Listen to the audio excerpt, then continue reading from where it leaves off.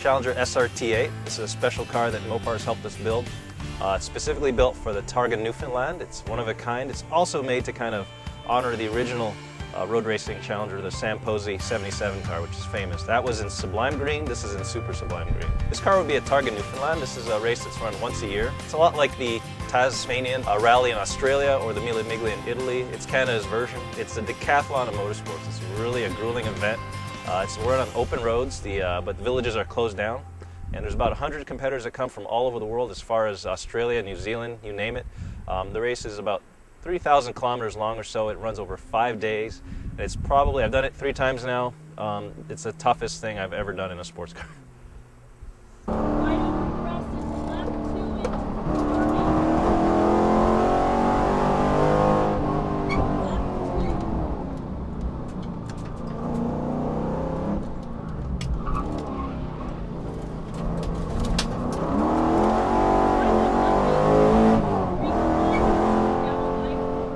This Challenger was truly built with passion. It's actually done by volunteers inside the company.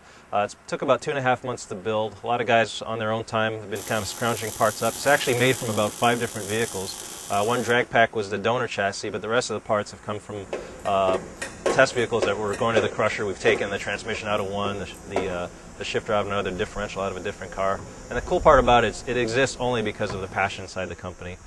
So I'm really happy the cars came out really well. I think it's going to show well for Mopar and for Challenger. The Challenger as it is a pretty tough car, but we did have to make some modifications for the grueling nature of the event.